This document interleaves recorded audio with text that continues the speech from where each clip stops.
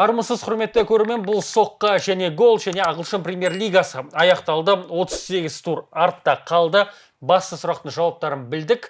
АПЛ-дан бөлек топ 5 чемпионаттағы жағдай барында біз талқылап шығамыз.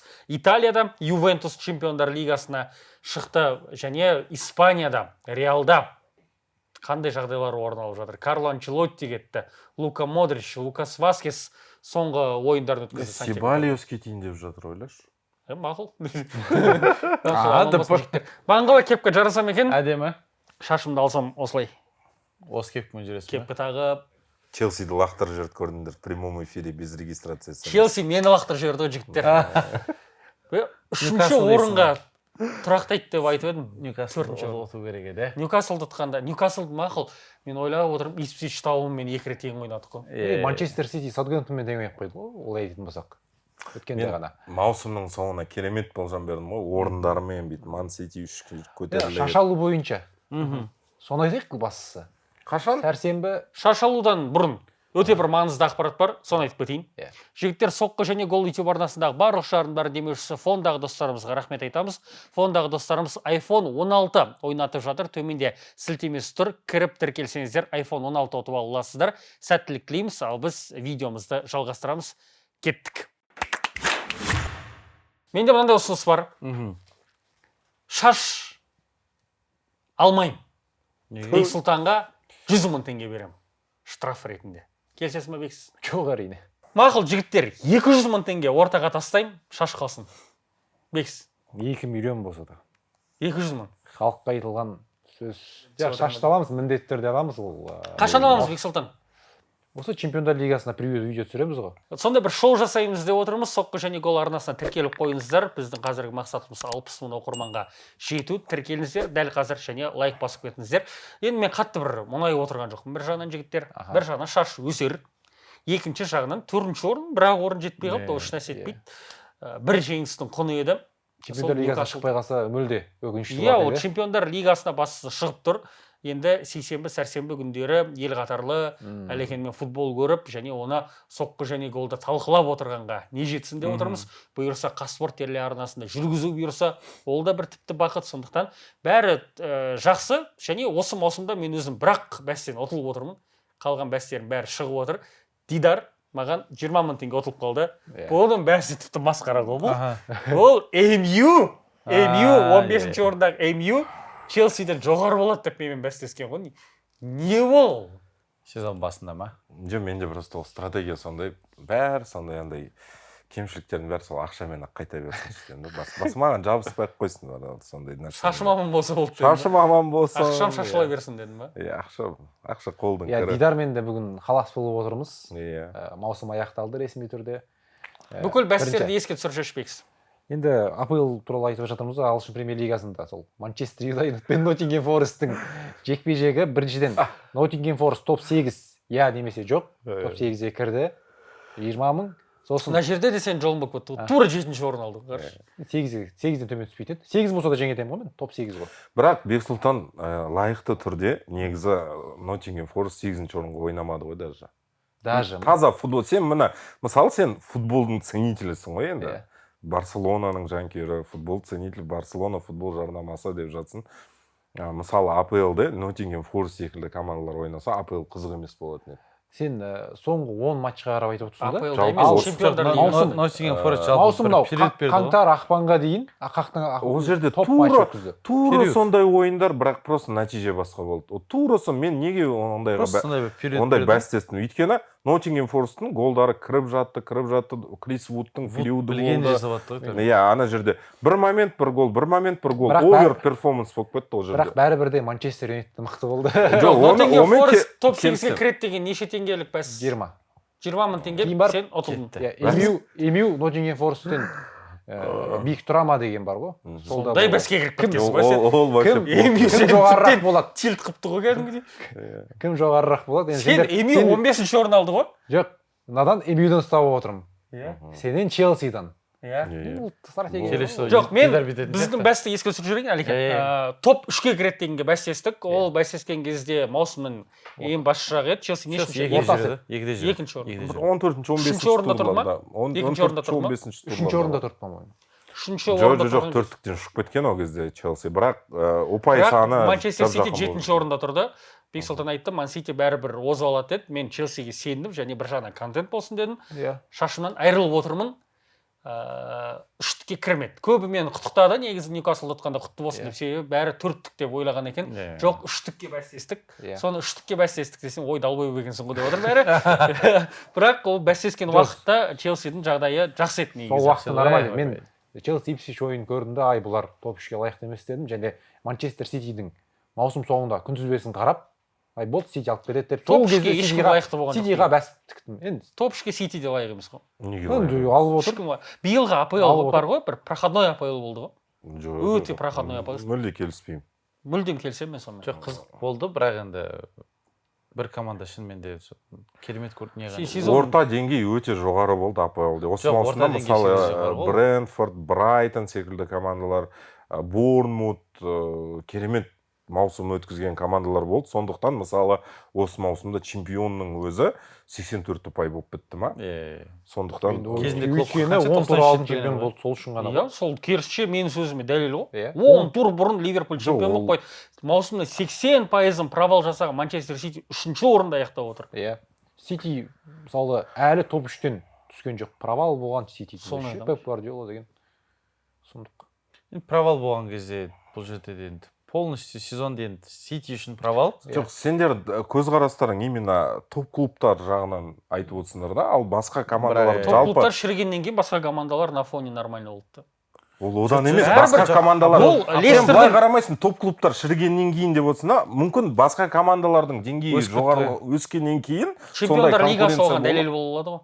Неге? Манчестер Сити ұшып кеткені, Ливерпульдің ерте ұшып кеткені. Бірақ Астон Вилла осы маусымда Астон Вилла мысалы чемпиондар лигасына кіре алмады.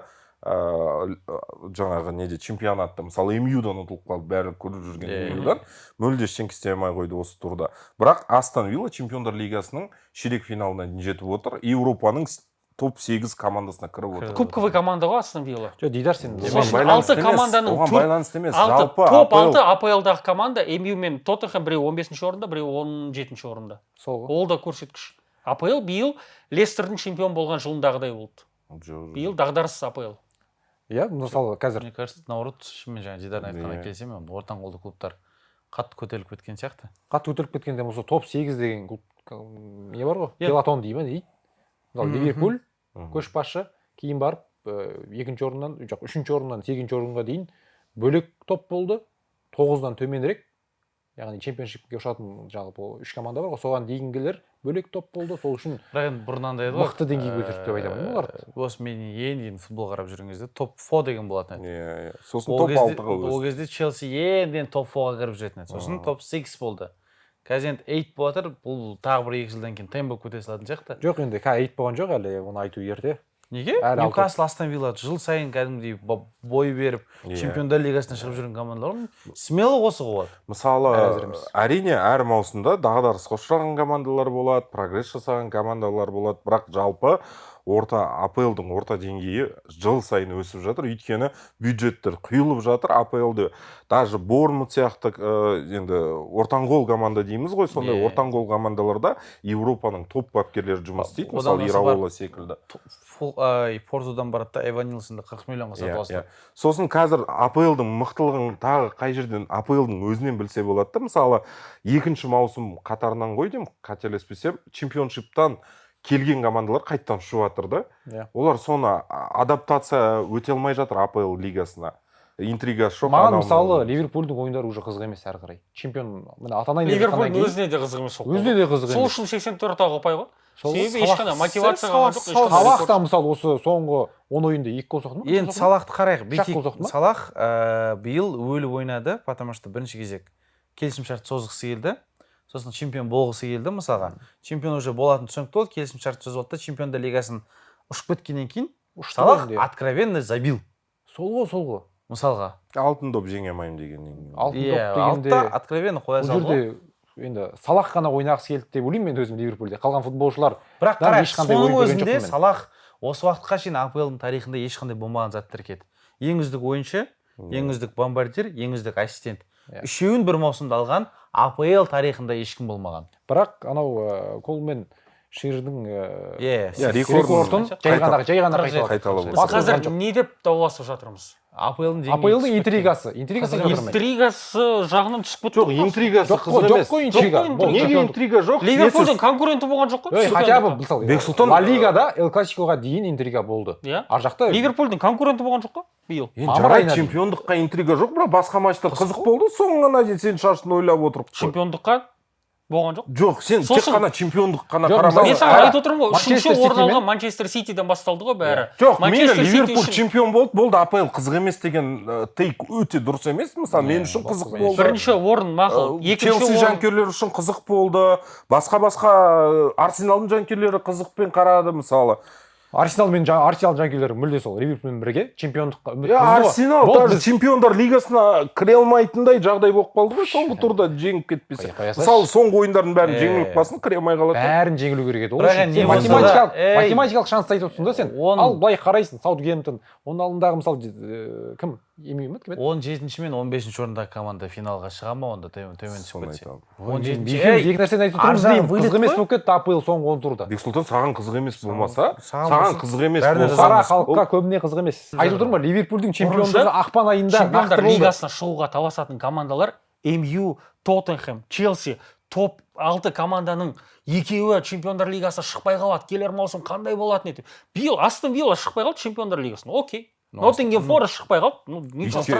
Трагедия болып жатқан жоқ, адам өліп жатқан жоқ одан. Енді ол саған трагедия. трагедия. Еуропа лигасында. Әлжан, ол саған трагедия болмайды, бірақ Астон Вилла жанкүйеріне ол капец трагедия болады. Андай әңгіме ғой, ол Астон Вилланың жанкүйеріне, тренеріне окей, ол трагедия. Иә, Еуропа лига. Жанкүйерге ол, блядь, Астон Вилла шықпай қалды деп бір мұнайып отырмын. Біз лиганы тек қана топ командалардың көзқарасынан ғана көрмеу керекпіз ғой, біз жалпы футбол үшін көреміз. Ол жерде мысалы чемпиондар лигасына МЮ мен Тоттенхэм таласып жатыр ма, әлде Астон Вилла мен Ньюкасл таласып жатыр ма, ода разница жоқ. Главное, талас болып жатыр ма деген мәселе ғой. Командалардың мақсаты деген бар ғой бәрібір де.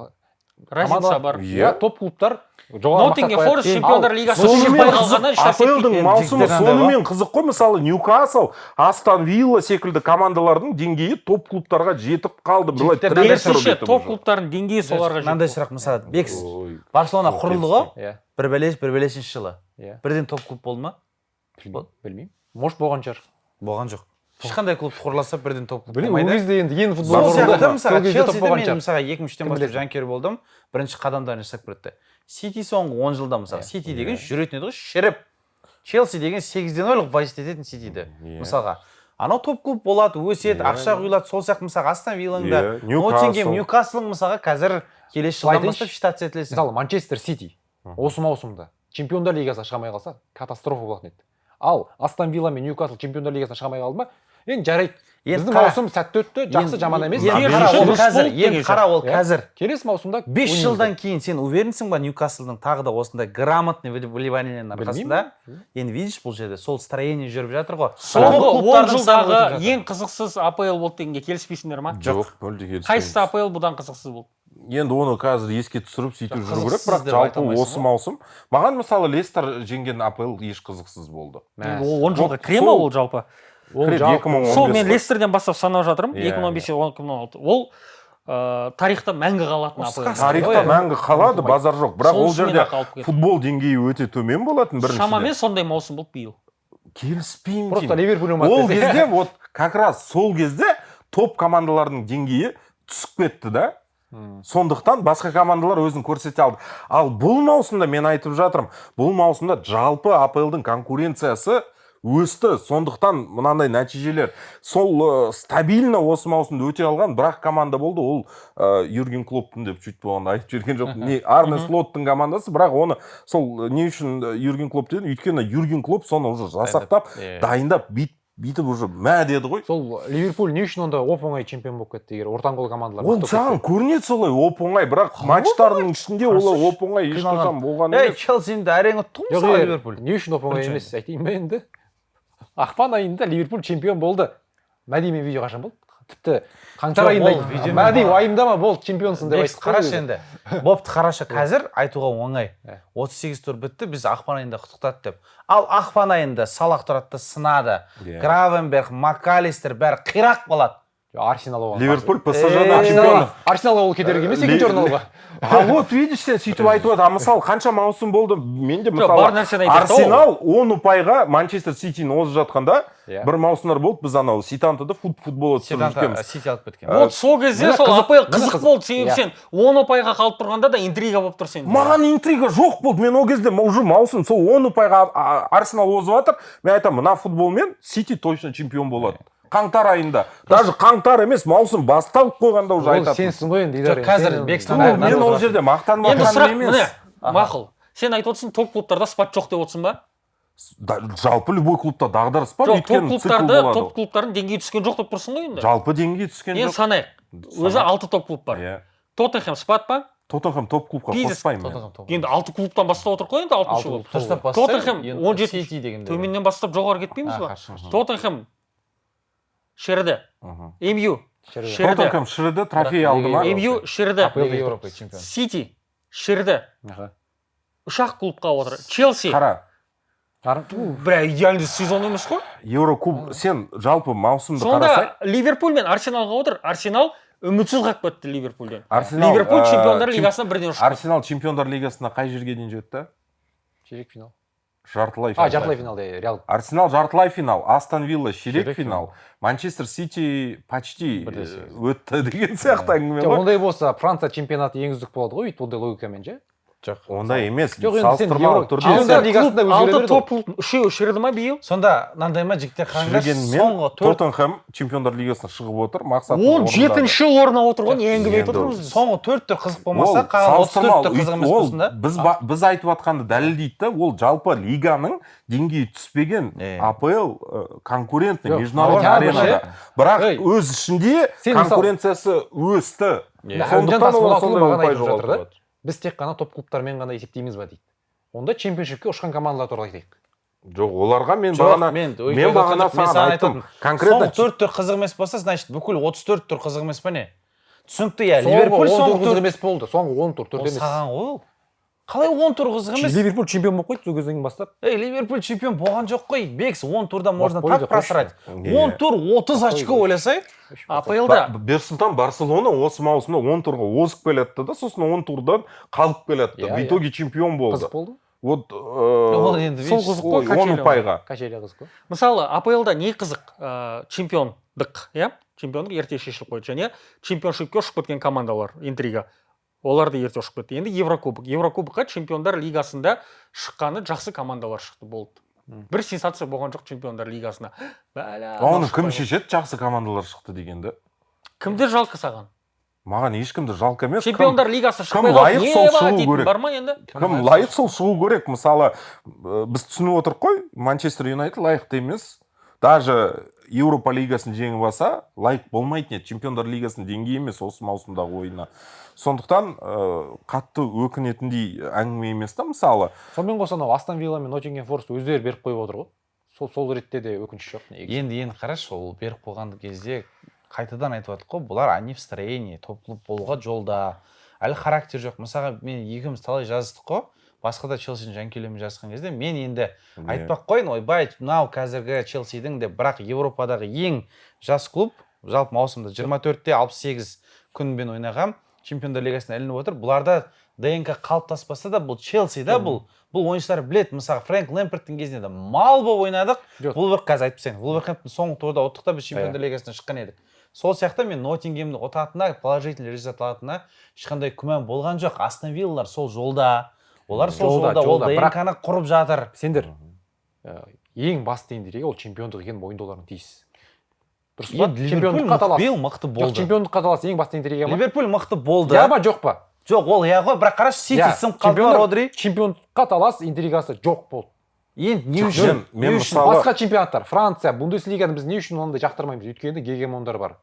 Ағылшын премьер лигасы да биылғы маусымда сол гегемония Ливерпульді орнатты Гегемония да. емес. Ол Енді просто осы маусымда, осы маусымда Сити нашар ойнады. гегемония деген ол сен 10 жыл Бавария қатар. сияқты қатардан 10 осы жыл. маусымда енді Бұл онда АПЛ-де онда енді мүлде Ситидің гегемониясы 10 жыл, болды. иә, вот. Оған дейін Ситидің гегемониясы. Қанша 6 чемпионство алды ма? 4 жыл қатарынан. 4 жыл қатарынан болды. Қатарынан 4 жыл, жалпы 10 жылдың ішінде 6-ын алды мысалы. Жоқ, қызық емес, Онда мен АПЛ қызық емес екен мүлде, онда Сити ұта береді ғой деген Жауапсыздық. сияқты. Жауапсыздық. бірақ ол маусымдарда талас болды. Конкурент Ливерпуль мен болды. Ситидің таласы, конкуренті болды. Қалай талас? Сити мен Арсеналдың таласы деген сияқты. Ал Мына жерде Бундеслигада 10 ұпайға қосып кетіп чемпион Мына болды. жерде Сондай де сияқты талас 10 жылмен болды. чемпион болды. Ливерпульдің басты конкуренті кім болды биыл? Ең басында ма? Басында Жоқ, жалпы Ливерпуль- маусымда. Жалпы маусым алдында 15 мынандай жылдан нелер оценкалар болған, опта статистикалық сайт білеміз ғой. Олар осы төрттікті негізі болжаған, өздерінің суперкомпьютері санап, не істеп, бірақ орындары ауысып кетті. Бірінші орын Ливерпуль болып қалды, үшінші Ман Сити болды. Олардың санаған жаңағындай вероятностьтанда Ман Сити бірінші тұрған, Арсенал мен Челсидің екінші, төртінші орындарын олар санап қойған, кәдімгі болжап қойды. Дәл солай шығып отыр мысалы. Окей, ұзаққа созылып кетті, маусымды жалпы әркім әртүрлі қорытындылайды. Сіздер де комментарийде жазып кетсеңіздер болады. Қалай пікірлеріңізді бәрін міндетті түрде оқып шығамыз. Чемпиондар лигасына шыққан 5 команда, Командалар айтайық. Ливерпуль, Арсенал, Манчестер Сити, Челси, Ньюкасл Юнайтед. Челсидің чемпиондар лигасына оралған құтты болсын деймін жігіттер. Жалпы мен өзім қуаныштымын. Мен де өте қуаныштымын, себебі чемпиондар лигасының сәнін келтіретін команда чемпиондар лигасына оралып отыр. Енді топ 3 деген енді болжам ғана мен ұстап тұрды, ал былай чемпиондар лигасына Челси енді гүлдендіретін клуб қой. Ал ойынына қарап, шынымен де тағы да мына футболшылар тәжірибе жинаса, 1-2 ойыншы позицияға күшейтсе, шабуылшы, қақпашы деген сияқты, қорғаныс позициясында да мықты чемпиондыққа таласатын әбден лайықты клуб. Әлеке, енді қандай өзгерістер болады клубта? Орталық шабуылшы керек, шынымен де. Бексін айтқан бұл жерде келсем, жақсы бір орталық шабуылшы керек, сосын қақпашыны ауыстыру керек, себебі Роберт Санчес қысымға қатты шыдап беретін қақпашы емес. Білмеймін, енді Петковичті шақырса, Петровичті Страсбургда жаңа арендада жүрген, соны қайтадан қайтарса, негізі Йоргенсен екеуін ойнады, Санчесті вообще сатып жіберіп болады. Андрей Сантос келеді ортаға, Страсбургда қайтадан арендада жүрген ойыншы. Петкович дегенде бар еді ғой, Динамо Загреб. Иә, ол сонымен шатастырып алдым ғой. Білмеймін, басқасы енді білмеймін, орталық қорғаушы деген маған керек емес сияқты. Себебі Чалобаны қалдыру керек. Мүмкін сен просто под впечатлением болып жатсың, бүгін Колвилл гол соқты да. Жоқ, негізі оны қатты сынға Колвилл по сезону, менің ойымша, по сезону Кукурелли екеуі биылғы маусымда лучшылар, менің ойымша. Тосин да емес, бірақ енді Чалоба жақсы, екінші неде келді ғой сезонның бөлігінде. Бірақ енді Колвилл бұл жерде андай ғой, сезонның басында тоже бірінші основной несі дегендей. Жоқ, анау бір отрезок болды ғой, Челси жақсы бастады, сосын бір дағдарысқа ұшырап бастаған кезде сол Колвиллдан көрдік қой біз негізі. Негізі ол жерде Санчес болды, потому что сол сезонның ортасында тіркеген нәтижесін ешкім бұзған жоқ. Андай бар ғой, результативные ошибки, которые привели голы. Жетеу Санчесте. Ол жерде енді қорғаушылар арқылы шабуылды баста дейді, анау бастайды. Бір түрлі пас береді, енді сен қорғаушысың, орталық қорғаушы, сен более Колвилл сияқты. Ол кезінде бізде Дехия мен Магуайр қайта Колвилл мысағандай ғой, бойы ұзын, қатты бір техничный емес қой негіз, сөздің шыны керек. Асаған қысым жасаған кезде солай бейді. Қателесіп жатқан сәттер болды негізінде. Шабуылшы білмеймін мен кім керек екен. Педро Нетуді осы 9-дық рөлінде көріп, ортада ойнап көрсе. Болмайды, ол физикасы мүлдем келмейді. Бегунок қол негізі. Марк Гьюға прогресс жасау керек қой просто. Марк Гью жарты сезон сынып жатты ғой. Нкунку жіберетін сияқтымыз. Нкунку мүлде кететін сияқты. Білмеймін, мен бірінші жерде Санчес кетсе, тура осы составпен келесі сезонға, бірақ Санчес кірсе мен соған разы боламын. Ливерпуль туралы айтайық. Ливерпуль керемет мінсіз Ливерпульде міне өзгерістер болып жатыр. Флориан Виртс. Бұл деген вау ғой. Топ трансфер ғой, бомба ғой да. Був деп жазуға лайықты. Жылып алды ғой Бавариядан еще. Виртс, Фримпонг, Керкез. Бірақ ол трансфер пока Хервигол деп жазбағанша мен сенбеймін негізі. Өйткені Бавария бар, басқа клубтар да бар, ол Виртске көз салған.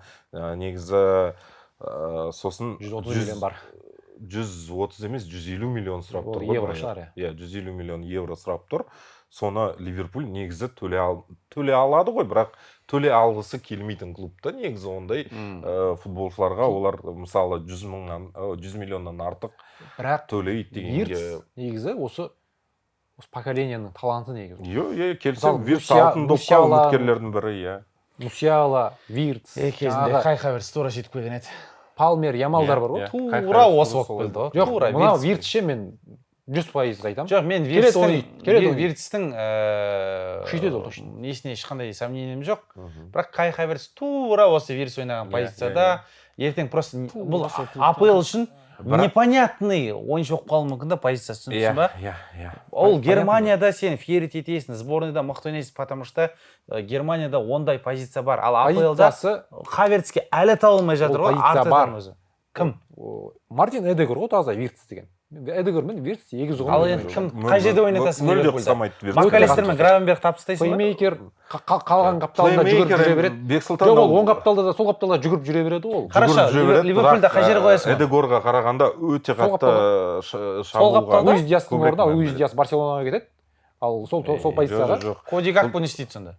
Жоқ, бұл жерде Флориан Виртс Ливерпульге келсе, тек қана ондықтың позициясына Сабаслайға кәдімгі тікелей конкурент болады. Бұл жерде орталықта бір жартылай қорғаушының орнын жаңағы либо екі жартылай қорғаушы сол Гравенберг пен Макалистер екеу болады, екеуі де қорғанысқа көбірек мән беретін, болмаса жаңағы Сабаслай төмен түседі, Макалистер болмаса Гравенберг екеуінің біреуі скамейкаға отыру. Бірақ енді Виртсті қандай командаға қарсы ойнатасың? Сенімді сен жеңем деген командаға қарсы Виртс шығаруға болады. Ал если Сити сияқты біреулерге қарсы Собаслай шығу керек, себебі Собаслай қорғанысқа да түсе алатын ойыншылар. Мен Виртсті негізі, если былай тікелей аналог іздесек, енді Эдегордың деңгейі даже Виртстан төмен қазіргі таңда мен үшін. Жоқ, енді стилистика бойынша деймін. Стилистика бұл таза Кевин Де Брюйне.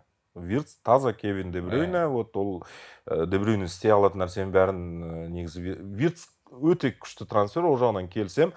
Мысалы, вот действительно енді Ситидің гегемониясына үлес қосқан сол Де Брюйнен ең басты бір себепкерлердің бірі ғой, қаншама керемет маусым өткізген. Мына жерде сол Виртс Ливерпульге келіп, Ливерпуль сондай бір гегемония жасаса, қатты таңғалмаймын. Бірақ қазіргі таңда мынандай ғой, мысалы бұл Юрген Клопптың командасының соңы болды да қазір. Соның көшбасшы ойыншылары кетіп жатыр, мысалы Трент Александр-Арнольд сияқты. Жалпы енді келесі маусымға уже Арне Слоттың толығымен жасақталған құрамын көреміз да, кәдімгідей толығымен Арне Слоттың ойынын ойнайтын. Осы маусымда уже жаңағыдай трансформация өтті. Бірақ келесі маусымда уже Юрген Клопптың багажы туралы вообще еске алмаймыз. Және соған жаңа қосымша Фримпонг, сол Виртс секілді ойыншылар, қазір тағы олар Нуньес па, болмаса Луис кетеді, бір шабуылшы іздейді. Және сол қапталға Керкес келеді деп жатыр. Жоқ, Керкес келіп қалды, и менің ойымша қазіргі трансферлердің ішінде ең үздік ол Керкес. Мен де қатты, потому что біз Керкесті білеміз, АПЛда ойнап жүр, Фримпонг әлі түсініксіз, Виртсте енді топ мықты, бірақ АПЛ ол... Сен ойынша сонда Виртске Бавария дұрыс таңдау деп ойлап отырсың ба? Стилистика ойынша, потому что тура Мюллер, Мусиала... Ол қызық емес. Жоқ, немістердің осындай ойыншылардың непонятны бір өздерінің используетін орын тоғыздық сияқты ше. АПЛға келетті, орын тауылмай қаласың оларға. Болмаса, Хаверс пен Виртс салыстыра тұрсың ғой, ол мүлде қате. Қой, Бекс. Хаверс қаяқтан? Қой. Мынау Виртс деген сомдық деңгей ғой, көрініп тұр ғой. Хаверсте да, Хаверстің Байерде ойнап жүрген ашта, мынаяқтан соткыңнан ба, планшетіңнен. Мынаяқтан ноутбуктан Виртсті ашта, просто қара, екеуі бір ойыншы, аттары и бойлары басқа болды. Енді Хаверс кішкене... Аттары да почти бірде ғой, Хаверс. Хаверстің, кішкене несі басқаша енді. Жоқ, именно пластикасы басқаша несі, бірақ жалпы позициясы бойынша тура сол позиция, және андай бір көшбасшы рөл, анау енді Байерде сен мысалы первый парень на деревнесің да, ол жерде. Хаверсте солай болып жүрді, Виртсте солай болды. Ал сен осындай топ клубқа келіп, ол жерде қалыптасқан жұлдыздар болғаннан кейін, сен басынан бастап доказывать ету керексің. Соған характері жете ма, жалпы шеберлігі жете ма? Сосын қара, мысалға, Хаверс кетті ғой. Ладно, если қарағың келмесе, мен саған былай да айтайын. Хаверс кеткеннен кейін Виртс қай жылдан бастап ата бастады? Хаверс кете салып бастады. Тура соның орнына это наш второй Хаверс. Тура сол жыл. Тура Хаверс кетті Челсиға. Содан кейін Виртс шықты. Хаверс қашан 5 жыл бұрын келді ғой? Жоқ, Виртс кеткен. Виртс келді, бір сезон ойнайды, крестін жыртады, сөйтеді болды ау деп қалған кезде қайттан уже топ болады. Соңғы 3 жыл ойнап жүр ғой Виртс деген. Соңғы енді айтып отырмын ғой, крест жыртты. Сен соңғы 3 жылдан бері сен танисың оны. Бекс. ол сен танисың басынан дегенде жалпы әлем таниды. Жоқ, сен танисың, бірақ қара халық оны 5 жыл бұрын таныды. жоқ қара халық бұрын биыл Әлімжан дұрыс Қара айтып халықты түсірмеңдер сендер. дұрыс айтып жатыр. Ол тура Хаверс кетті де Виртс орнына келіп фук деп как литой тұрды, 1-2 ай ойнатты, крест жыртылды, аумин болды. Содан кейін толығымен не істеп, қайттан бір маусым потихоньку өз деңгейіне өсті де, ары қарай келесі маусымда жаңа чемпиондық маусым не істеп кетті. Мақұл ол Виртс, мен Салахты бір қозғаған келіп тұр. Биыл бүкіл мықтылығын көрсетті, бірақ оның бір тамаша мотивациясы болды ғой. Ливерпульде қалу деген сияқты, және Ливерпуль чемпион атанды. Келер маусымда Салахтың да деңгейі түсіп қалады деп ойламайсыңдар ма? Жоқ. Өткен маусым соңында айтқан едім, Салахтың негізі келісім шартын созып, жанына бір мүсін қойып берсе керемет болады деп. Биыл да ол Салах, ол өзінкін жасайды. Ол мысалға қазіргі мынау заманауи футболшылар ғой, өзінің восстановлениесіне қатты қарап кететінше, бұрындағыдай ішіп кететін, шегіп кететін емес. Сол үшін де Салахтан жоқ. Мен келесі маусым тура осында ойын күтемін. Салах Ливерпульде зона комфортыда жүр ғой, біріншіден. Екіншіден, андай мотивация болады, әрине, әр футболшыда жаңа контракт, анау мынау, бірақ Салах осындай керемет ғажап маусым өткізгені тек қана сол контракт үшін емес, ол жалпы осындай біріншіден осындай құрам болып қалды, осындай жалпы Ливерпуль үшін сондай маусым болып қалды. Осындай слот болып қалды. Осындай арнайы слот болып қалды, ол кішкене Салахтың Клоппен бір конфликт болды ғой бәрібір. Енді просто Салах уже мен типа Клопаке дей ма, не дейді оны? Клопаке мен уже типа 30-дан асты, мен баяғыдай жүгіре бермеймін қайта-қайта прессингке. Кішкене мені де демалдыратын бір эконом режим қосатындай рөл тауып берсей дегенде жоқ, Клоп жоқ, менде бәрі пахат етеді, бүйтеді, сол ғой басты кәнілі. Кейін слот келді, слотқа айтты сол әңгімені, Салах айтты, мен сәл босатсаң, өзім 30 гол соғып беремін. Соғып беремін, Салах керек кезде қосылады да, фук-фук жасап береді мысалы. Сондықтан мен де Әлімжанмен келісем, негізі енді осы жақында 1-2 маусымда Салах прям шіріп кетеді деген ой жоқ. Бір жарақат алып, не істеп кетпесе. Салах сол Челсиден неге кетті, Фиорентина сосын Ромаға кетті ғой. Сол кезде айтқан игрок одного сезона деп. Қанша сезон болды? Ромадан бері 7 сезон болды ғой айтып 7 сезон болды игрок одного сезона. Салах жоқ ол. Тренд кеткеннен кейін ғана сәл ойым бар, Фримпонгпен қалай жүріп болады екен дегендей. Бәрібір де трендтің андай шабуыл араласу деңгейі әлемдегі үздіктердің бірі ғой. Және екеуі де негізі андай шабуылшы, қорғаушы деп саналады ғой бір жағынан Фримпонг, бірақ екеуі стиль бойынша мүлде басқаша да. Өйткені Фримпонг ол андай таза бегунок, қапталдан жүгіріп прострел жасайды. Прострел болмаса навес жаза, ал тренд из глубины плеймейкер рөлін атқарып береді да, мысалы. Сондықтан бұл жерде сол айтып жатқанымыз сол ғой, баяғы клубтың установкалары уже мүлде қалмай қалады да, мына құрамда уже Арне Слоттың толығымен ойынын көреміз. Сосын ұмытпайық, Мамардашвилидің де келетін жаза. Иә. Ол да бір өзгермейді сияқты, бәрібір Алисон бірінші нөмір болып қала береді. Алисон қалса. Мен ойлап отырмын, осы жалпы биыл көп қақпашылар өзгерісі болатын сияқты. Қақпаға дейін деп жатыр ол. Сауд Арабиясы спокойно бүйтіп санап беретін сияқты ол. Эми Мартинес. Алисон әлі топ деңгейі. Кім? Жоқ, Алисон топ деңгейі ұстап тұр, бірақ ол бразилиялық қой, оны еске алу керек. Гарначо мен Онана кетіп қалады деп жатыр. Жоқ, олар до свидания болды. Қайтып оралмасын бір. Кафу не деді деймін да? Бразилиялық деп бөлме деді. Ұлтшыл болма. Ол ұлтшыл емес, ол мақтанып айтам бразилиялық. Ақшаны жақсы көреді олар деп. Арсенал үшін маусым, қандай маусым жігіттер? Трофей жоқ. Нормально. Нашар маусым, себебі биыл чемпиондыққа таласатын команда деді, кемі бір трофей болады. Жартылай финалға шығасың десем маған. Мысалы, қазір осы Челси келесі сезон чемпиондар лигасында ойнайды ғой. Отпайды, екінші орын аласың. И жартылай финалға шығасың десе, зор ғой дейді. Бірақ Әлеке 4 жыл қатарынан сондай болсашы. Ондай болса қиын. Бірақ жаңағы опта басқаларды басқа еске алып отыр ғой, маусым алдында Чемпиондар лигасының екінші фавориті саналған және АПЛ-дың екінші фавориті саналған. Бірақ қолда бар алтынның қадірін білу керек. Жалпы шүкіршілік деген. Жалпы мен айтайын, мынау қазір көптеген футболда инновация жүріп жатыр, анау жүріп жатыр, ойбай шабуылшы керек емес, біз жаңа андаймен мұндаймен ойнаймыз дейді ғой. Оттамасын негізі. Шабуылшы болмаса ойын болмайды. Сөздің шыны керек. Біз сол ғой, бізді мысалы құдырап жүрген Юнайтед. Бізде Джексон бейшараны жамандап жүрдік. Жоқ, сендерде. Анау жоқ, травма алып қалды да шірдік қой сол периодта, как раз Джексон жоқ периодта ғой. Соның кесірінен шашып. Толықтай келсем, потому что екінші орын алдық қой Арсенал. Қанша 10 ұпай Ливерпульден қалдық. Егер 20 плюс соғамайтын шабуылшы болмаса, мысалға чемпион бола алмайсың. Чемпион Мысалы сол нападающий жетпеді да, егер нападающий болса қанша бір 9 ничья ма, бір 10 ничьядай ойнады Арсенал осы сезонда. Бір голдың разницасы ғой, сен уже спокойно жерде 10 ұпай да саған береді нападающий. Нападающий керек. 3 маусым қатарынан 2-ші орын алып келе жатыр. Бұрын 4-ші орында екен еді. Осының алдындағы 2-ші орында талас болды ғой Манчестер Ситимен кәдімгідей. Мына жақта енді талас болған жоқ. Манчестер Ситиде құлдырау болды, соны Арсенал қолдан көтер ме деп ойлады. сынды біраз. Ең көп жарақат алған команда ол Арсенал. Қойшы. Ең көп жарақат саны бойынша да, жарақат күні бойынша да.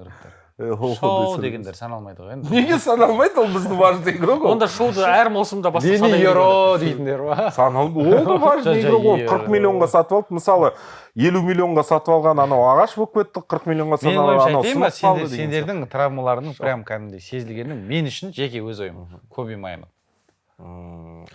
Ньюкасл мен Астон Вилла чемпиондар лигасына таласқан командалар ғой.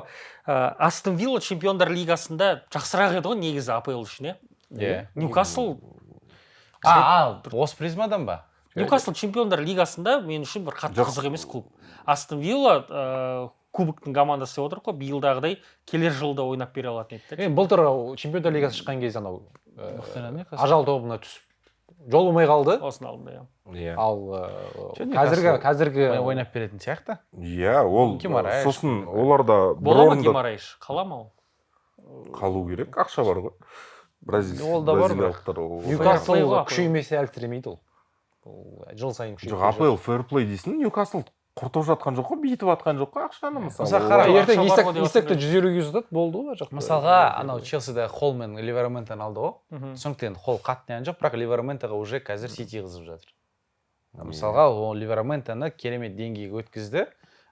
Қазір топ енді Ньюкаслдың меркісі бойынша деп айтайық, АПЛ меркісі емес. Ойыншы өте жақсы қорғаушы, және Сити жайдан жай қызып жатқан жоқ оған. Айтты, бізге Кайл Уокер керек емес. Ол келгеннен кейін ертең жалдан келгеннен кейін бітеді. Басқа жаққа жібереміз, оның орнына Ливерментен. Жоқ, маған мысалы Астон Вилла осы маусымда шықты, көрсетті, пожалуйста. Жете ма? Тойды ма? Енді Ньюкаслды көрейік. Ньюкаслды көрейік дейсің. Өйткені ал Астон Вилла келесі маусымда Еуропа лигасын жеңіп алады. Құтты болсын дей берейік, Эмериға уже бересіз. Интрига жоқ, қызық емес. Ол жерде бітті ғой, номер 1 фаворит жеңеді. Ньюкасл Юнайтед бойынша анау Тоналидің жоқтығы қатты әсер етті. Биыл мысалы Тонали келді, дайын бол. Дұрыс болды ма? Еурокубокқа шықпаған командалардың ішінде қайсысын ерекше атап өтесің? Дидар, сенің Кристал Пэласты қоспай тұрайық. Кристал Пэлас кубок арқылы Еуропа лигасына. Жоқ, мен ерекше атап өтетін әрине Манчестер Юнайтед. Бұл жерде ойбай, онда емес. Плюспен емес, минус сен емес десе. Жоқ, Еурокубокқа шықпаған ортаңғол командаларды MU бәрібір маған бәрі ұнады. Маған әр маусымның бір отрезоктарында бір қарағанда Бормут, керемет, Ираола сериямен жеңіп келе жатыр. Күшті анау Ноттингемді 5-0 жеңген мысалы ойын кайф болды. 5-0 ма, 6-0 ма қалай? 7-0, 6-0 ма? 7-0. Сосын наоборот Ноттингем алады да кімді Брентфордты ма? Брайтонды 7-0 айырады. Брайтон болса Бормутты айырады мысалы. Қатар өткен турлар ғой. Қатар өткен турлар. Сондықтан маған сол БББ-лардың бәрі ұнап шықты. Брентфорд, Брайтон, Бормут, Ноттингемнен басқасының бәрі. Сосын минуспен атасақ ол Вест Хэм шіріген команда. Енді олар, ладно, оларды не істемей-ақ қояйық. Вулверхэмптонда енді шіріді, бірақ бәрібір Вулверхэмптон жаңа бапкер келіп алып шықты ғой, бізде чемпионшипке ойнап тұрған команда. Тосын айтпақшы. Матеуш Куня.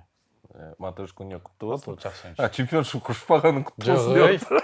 Келесі сезонға. Кез келген әңгіме MU-ге бар. Келесі сезонға да дайындық бастап кеткен. Жоқ, сол ғой біз айтып жатқанымыз, жаңағы осындай ортаңқол командалар әрқайсысының өз стилі бар да. Мысалы, сен Брентфордты алсаң. АПЛ-да ылғи болды ғой ол. Жоқ. Бұрын сәл әлекандай еді ғой, тапор еді ғой. Иә, баяғыда бейбеги болатын көп командалар. Именно ортаңқол. Жоқ, бәрібір ортаңқол командалардың анау әр команда жеңе алады деген АПЛ-да бұрыннан бар. Гласнерді қарайсың қазір Кристал Пэлас өзінше басқаша бір футболды дәріптейді мысалға ше. Бормут, Ераола, ойбай, Семеньо, там Клюверт, Эван Нилсон, Распасов туда-сюда. Сен мысалы оларды қазір бейшара клуб жоқ қазір, иә, сол ғой біз айтып бейшара клуб жоқ. Кетіп жатыр жайына. Мысалы сол қазір Бормут, Брайтондар А сериясының любой ойыншысын сатып алады, даже интердан жұлып алуға мүмкін олар. Если захотят, Если захотят. Сондықтан жалпы и еще бапкерлер ғой басы, ана жерде Томас Франк өзі там тики-така өзінікі анау мынау Мбеумолар ашылып, мысалы Брентфордты бәрі ойлаған, Айван Тоуни кетті, енді не болады, анау Шритер. Жоқ, түкте болған жоқ, керемет Вис айырып жатыр, Мбеумо керемет маусым өткізіп жатыр. Шады, Бюргурлар баяғыдай фук-фук-фук деп жүр, сондықтан сондай Брайтонның бас бапкері Хирцолотты айту керек болса. Иә, ең жас бас бапкер. Еурокубокке өтпеген. Құрдас па? Жоқ, сенен Брайтон 90-шы 93 па? Мен үшін Брайтонның қазіргі селекциясы АПЛ-дағы ең үздік селекциялардың бірі мысалға. Әрбір сезон сайын новый ат шығарып беріп жатыр мысалы. Хинчелвуд, Аяри, Майяри үлгермей қалып жатыр мен арасында ше. Мыналар қаяқтан шығып жатыр дейсің да? Мысалы анау Янкуба Минтен алды да қазір керемет мысалы. Біз оны Эредивизияда көргенбіз. Ньюкаслға не істей алмай қалды, мына жерде ашылып отыр дегендей. Лестер, Ипсвич, Саутгемптон қайсысынан күттіңдер осы АПЛ-ды қалатын шығар деп? Мен Лестерден Сәл Лестерден күттік. Ван Нистерлой тағайындалғаннан кейін күтпеді. Қош бол дедім ба? Иә. Мынау Эмил хейтер мынау. Жоқ, дұрыс қой. Стив Купер қуылып, Ван Нистерлой келді ғой. Сол кезде ай ұштау дедім негізі. Өйткені Лестер тым жақсы 15-16 орындағы команда еді. Мен Стив Куперді алып тастағаннан кейін мен ойладым, мүмкін Лестердің мақсаты сол топ 10-ға кіру шығар деген дейді. Бұл 16-шы орын, 15-шы орын ұнамай жатқан саяси шығар деп едім. Бірақ 10 қуып жетті. Кімді әкеледі? Ван Нистерлой. Бұл жерде Лестер бірақ Ван Нистелройды қысқы трансферлік кезеңде еш қолдамады ғой мысалы. Бір-екі жақсы трансфер жасап. Ван Нистерлойдың да кінәсі бар ғой. Жоқ, сол айтып жатырмын ғой, менің ойымша Лестердің бұл жерде маусым басындағы менеджменттің арқасында ол кімді әкелсең де, семаларды істеп келсең де алып шығамайды. Себебі енді Аю ойнап жүрген не сұрайсың? Аю осыдан 5 жыл бұрын Лестер АПЛ-да жүрген кезде ойнап жүрген ойыншы ғой. Джейми Варди бірақ осы құраммен олар чемпионшиптің көтін айырып шығады. Фастарың анақта ой жарықтық. Шаштар жал барып жүр. Ман Сити болып жүреді ғой, 100 ұпай жинап. Манчестер Юнайтедтің жағдайы қалай? Керемет жағдай. Ең нашар маусым ғой тарихта. Әрине, 51 жыл бұрын бұдан жаман маусым болған, ол кезде бірақ чемпионшипке ұшып кеткен маусым. Маған бір қатты ұнағаны жаңа айтып отырсың ғой, Амаримнің несі заготовлен текст болды. Тексті, иә, керемет. Мен алғашқы үш ойында келгенде 2 рет ұтып 1 рет ничего ойнадық. Алда бізді дауыл күтіп тұр деді. Алда бізді шторм, дауыл күтіп тұр деп айтқан едім.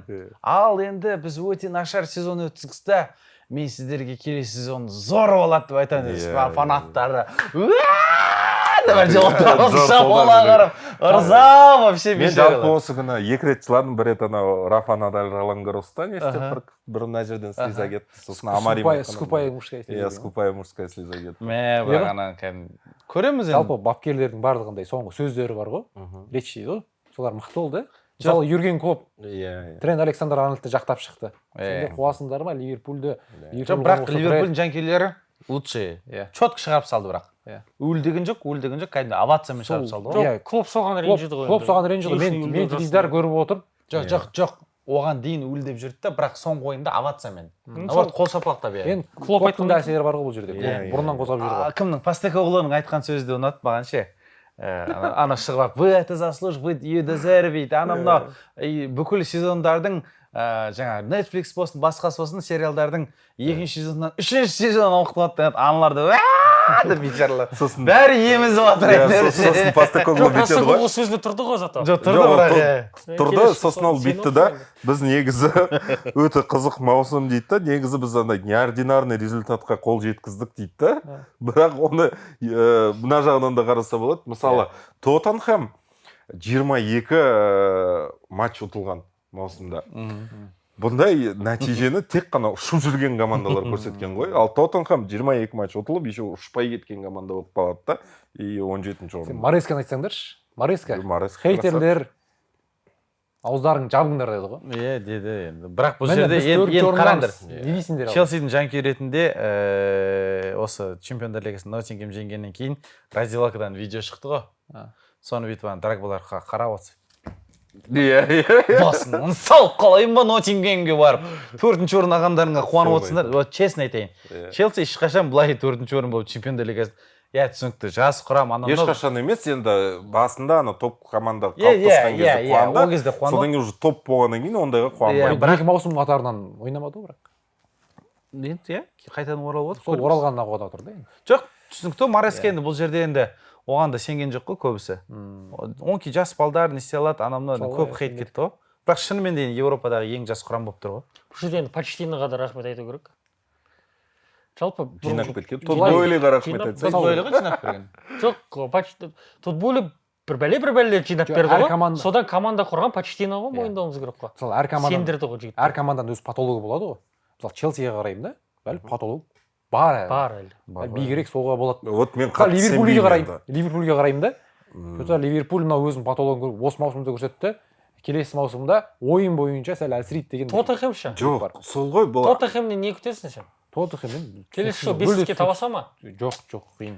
бұл жерде мәселе мынада Айнш Постекоглуды қалдыра ма әлде қуып жібере ма соған байланысты қалдырса қалдыратын шығар енді Еуропа лигасына перу онда шірейт болды шіри ма приколдар шығып жатыр еді ғой Амарим айта бер қатты важно емес негізі Лондонның төбесінен самолеттер ұшып жатыр неге деседі Тоттенхэм стадионын тазалап шторм көтеріліп кетті дым болып кетті дегенше қазір қатты актуально емес шығар енді ол неше Амарим ше сен үшін сен осы шешші қазір қалу керек па кету керек әрине қалу керек оны қуып жіберсең ол мүлде не істейсің ары қарай мысалы кімді шақырасың уже Амаримнің өзі айтты ғой хуже уже не будет не жердеші қазір бұдан либо ол көтеріледі либо жарты сезоннан кейін кетеді білмеймін ары қарай не жоқ не ғой неге шынымен де Амаримді қалдыру керек предсезонка беру керек бір екі ойыншысын алып беру керек жоқ мысалы Юнайтедтің осы маусымда качественный ойындар болды даже бүгінгі Астон Виллаға қарсы ойын құттықтасай пошли иә жеңдік и еще қалай жеңген ана жерде 20 алаңда бір 20 минут вообще Астон Вилла болған жоқ неғып жеңдіңдер негізі себебі бар десең себебі жоқ вот именно менің роднойым Аджи ойында болды десең да мүмкін сол үшін шығар бірақ ана жерде енді білмеймін жоқ енді ол жерде қызыл қағаз шешуші рөл атқарып кетті ғой қызыл қағазға дейін Юнайтед уже бір 4-5 гол соғып кететін Астон Вилла соғыпты да ғой Астон Вилла вот қызыл қағаз наоборот құртты емеудің ойынын олар сосын екінші таймда шая бастады бүйтіп сөйтіп еще ұтылып қала жаздады бірақ жаңа айтып отыр ғой Лестердің менеджменті анамда деп ше осы Юнайтедтің де менеджментін айтсаңшы отырған көкелерге көп сұрақ бар Юнайтедтен кеткен адамдардың құрығына бағы ашылады ғой Мактоминей не дедің сезонның басында Мактерминатор Марадона деген ең үздік ойыншысы Марадона болды ғой Марадона істеген нәрсені істеп берді ма сендерге полусебя гол соғып жүр ғой пожалуйста Мактоминей анау пожалуйста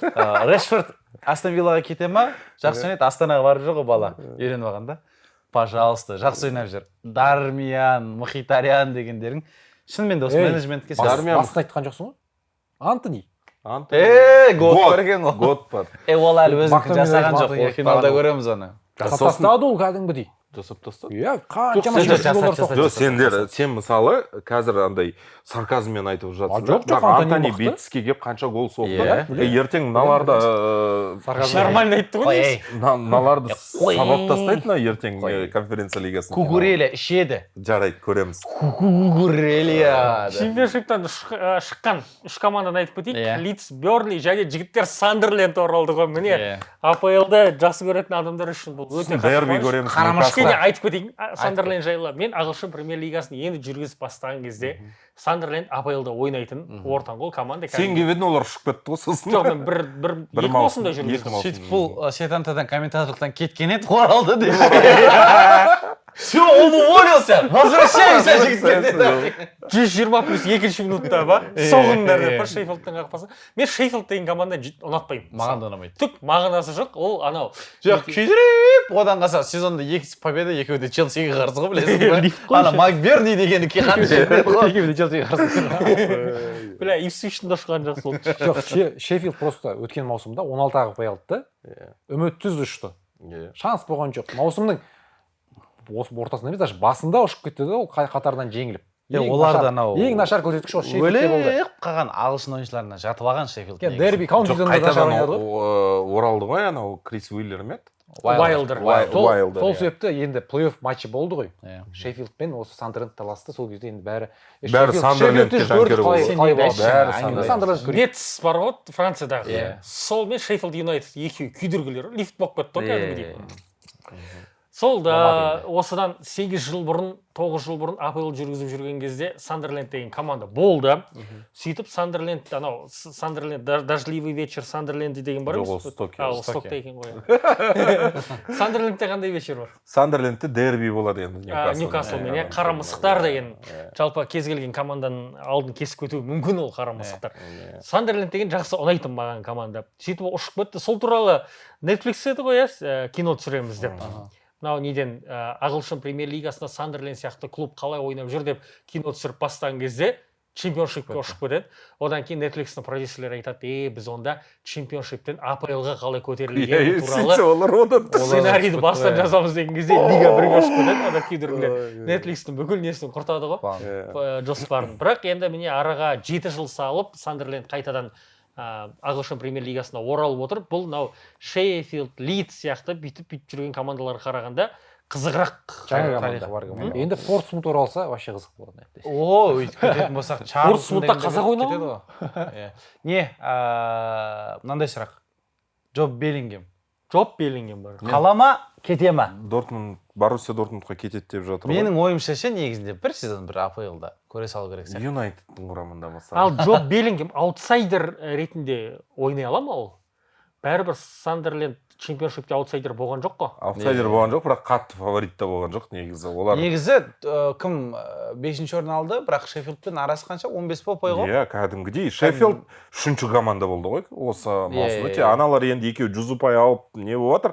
Негізі солар сондай маусым өткізбесе, Шеффилд қайттан оралып алады деді. Просто Шеффилд 3-ші команда болды. Және осы текетіресте де Шеффилд фаворит болды. Соңына дейін бәрі 2-0 ұтып тұрды ғой негізі. 2-0 ұтып тұрды, бір голын атып тастады, тең естірді. 90 жаңа неде Уортон ба соққан, ол Брайтонға кетіп барады екен 10 миллионға. Болды. Сандерленд сол АПЛ-ге оралса, кәдімгі инвестиция керек қой, жаңа ойыншылар, сол мүмкін сол Джоб Беллингемді сатып, оның орнына басқа бір талантты футболшыларды ашып өсіп көреді. Бірақ менің ойымша Сандерленд келді, қалай келді солай кетеді. Өйткені бұл жалпы соңғы жылдағы тенденция. Қазір чемпионшиптан көтерілген құрамдардан жаңа Бернли мен Лидс егер ақша құйып қайтадан Лидс қалып қалуы мүмкін. Лидс енді Ред Булл ғой. Лидс қалып қалуы мүмкін, себебі Фаркенің өзі де Лидстің жалпы ойын құрамындағы ойыншылардың өздері де АПЛ-ға сәл стилистикасы келеді. Мысалы Сандерленд, мысалы жаңа Шеффилд айтып отқан, неге десең, түсінікті ағылшын футболы, бірақ әлі тапор ойыншылар бар да оларда. Жоқ, мына Бернли мен Лидс қазіргі Ипсвич пен Саутгемптоннан да мықты ғой. Иә. Сол оны біз мойындап отырмыз. АПЛ осындай маусым. Ерекше маусым болды, дейікші мақұл. Емюді азайттық қой что-то. Бір видео арнадық қой біз, оны сіздер соққылай форматта. Ол жерде просто айқайлап отырдым ғой мен. Жалпы болады, әлі мүмкіндігін болады, әлі талай айтасын. Біз кішкене басқа лигаларды бір шолып өтсек, Ла Лигада Реал Мадридте өзгерістер болып жатыр. Ресми түрде Хаби Алонсо Реал Мадрид командасының бас бапкері атанды. Қуаныштысың ба? Иә. Байер бірақ болды, бітті онда, иә. Байер проект бітті. Тенхак келді, Эрик. Тенхак келді. Жоқ, Тенхак күйдіргі сол жерде қазір жасайды ғой. Иә, жағдай жасап, кәдімгідей чемпиондыққа таласып кетсе мен не істемеймін. Ральф Рангниктің өзі де мысалы МЮ-ден кетіп, Австрияға құрамасына барып. Иә, МЮ-ден кетіп жатқандардың бәрі баға ашылып жатыр да, кәдімгідей. Сол логикамен. Дидар, сен де МЮ-ден кетсей. Кет, үйленесің.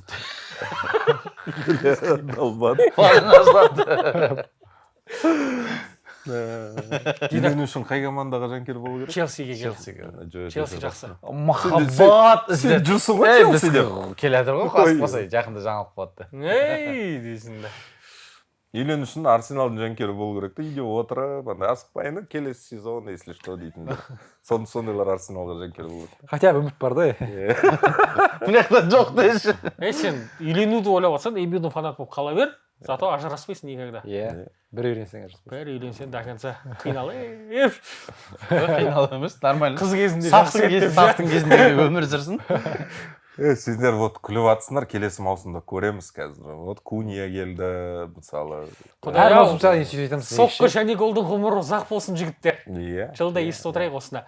Енді Реалда өзгерістерге тоқталатын болсақ, сол Хаби Алонсо және Лука Модрич қоштасты.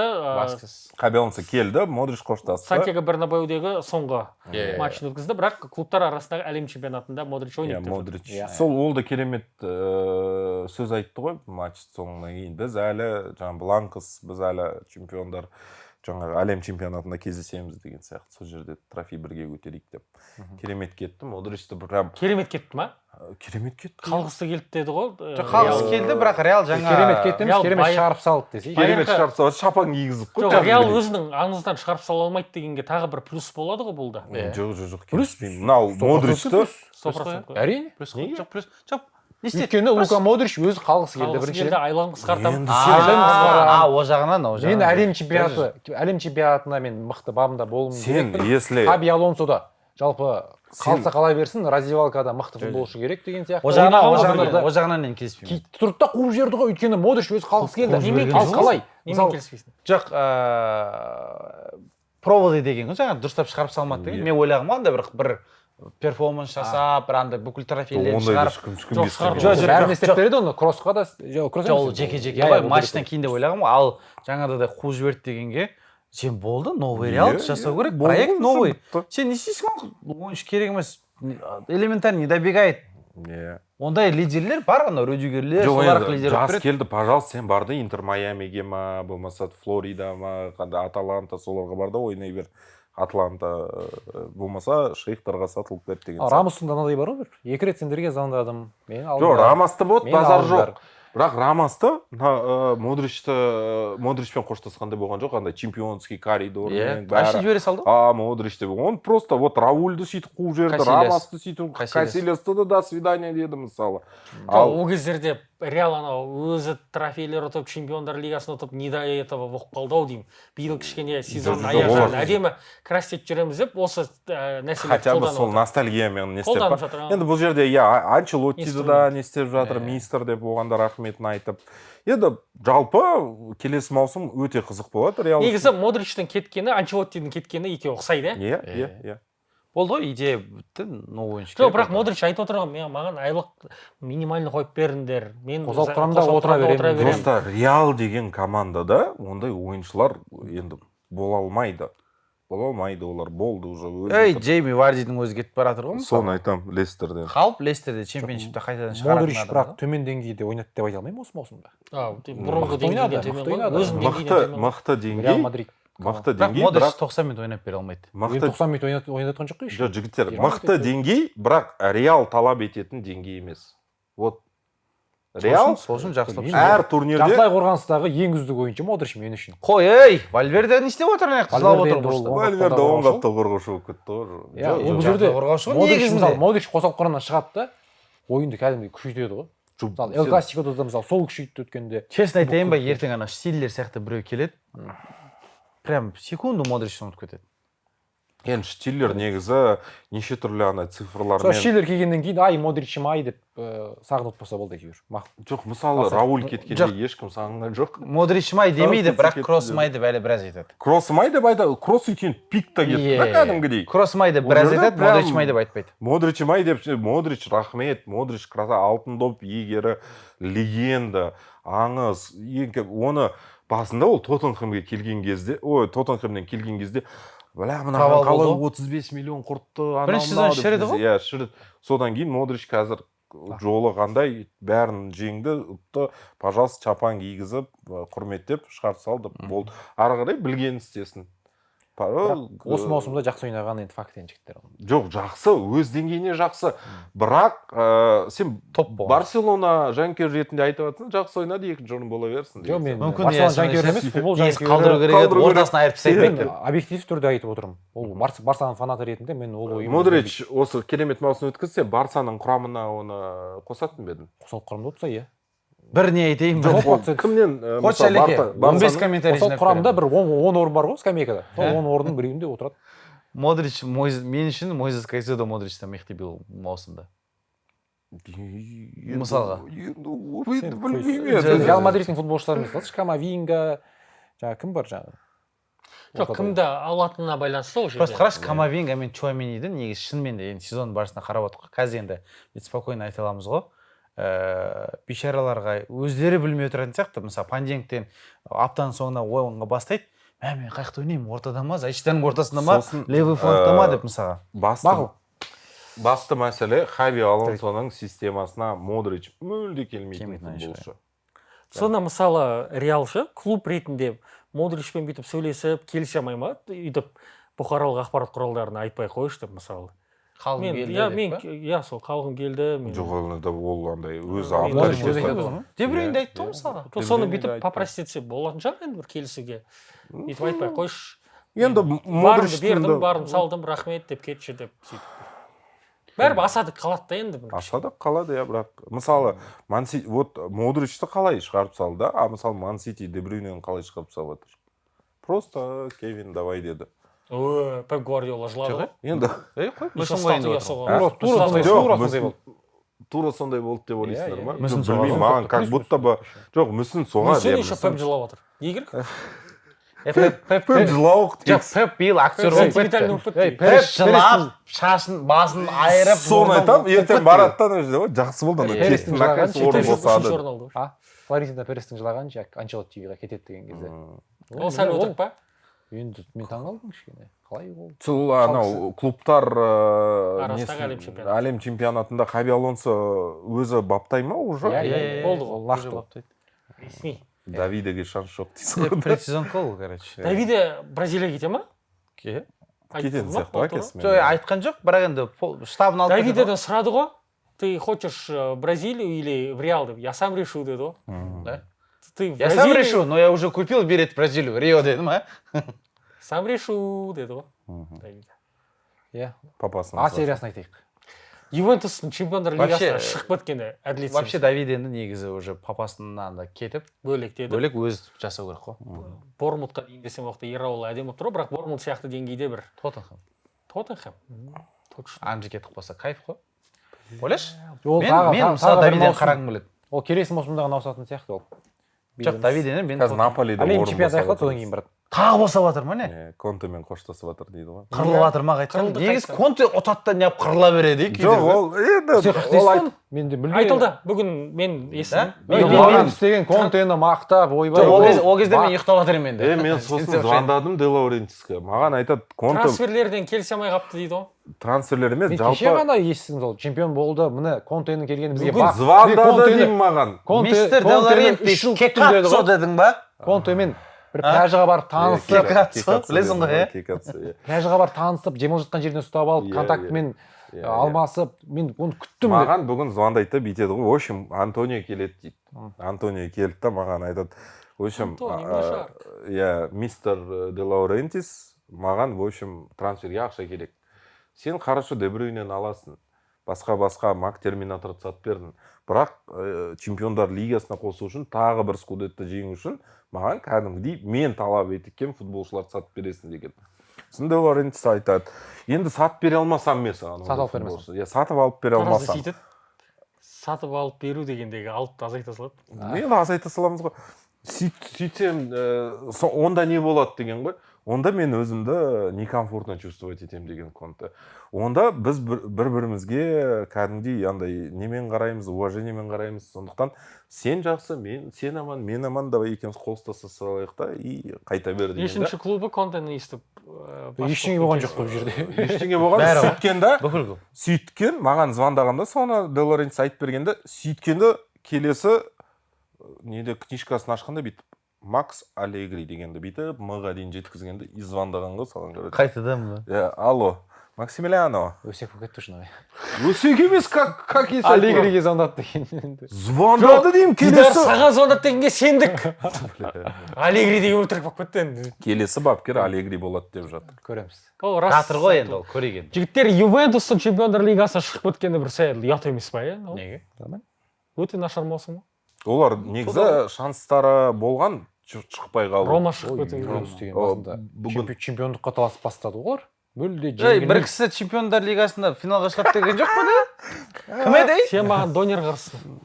Сондай адам бар. надоелдылар уже. Жоқ, ең аз гол өткізіп, мүлде жеңілмей. Тудор келген қойып. нормально болды негізі. Тудор келді да нормально болды. Жоқ, оған дейін жаман емес болды. Сосын Рената Вейга барды біздің. Жоқ, олар бүгін мысалы чемпиондар лигасынан шығып кету мүмкіндігі болған. Рома спокойно Таринаны без напряга жеңіп келе жатты да. Ювентус Венециядан бірінші гол жіберіп алды. Сосын 2-1 қылды да 2-2 болды. Сәл андай бірақ маған Тудорда ұнамайды. Окей, жігіттер, осымен соққы және голдағы шығарылымыз аяқталды. Лайк басып, комментарий жазып кетіңіздер. 60 мың адамға жеткізуіміз керек болып тұр. Міндетті түрде тіркеліп кетіңіздер. Және соққы және гол телеграм арнасында күнде конкурс ұйымдастырып жатырмыз. Алда конференция лигасының финалы Бетис Челси 20 жеңімпаз болады. Сондықтан әркімнің мүмкіндігі бар. Біз төменде сілтемесін қалдырып кеттік. Сол сілтемені бассаңыздар, соққы және гол телеграм арнасында бірден өтесіздер. Фондағы достарымыздың конкурсына қатыса аласыздар. Болмаса, біздің конкурсқа да қатыса алып, соққы және голға тіркеліп кетуге шақырамын. Бексұлтан Көлімқос, Дидар Есенов, Әлімжан Тасболатұлы, Әлімжан Асқар, соққы және голдың бұл шығарылымы аяқталды. Бірақ алда бізде Чемпиондар лигасына превью бар және бір формат ұсынайын деп отырмыз. Ол да қызық болады, тіркеліп қойыңыздар. Фонтим арнасында конференция лигасының матчы біткеннен кейін ол жақта да бірден видеосын көрсетіп шолу шығады. Және Чемпиондар лигасында превью видеоды күтіңіздер.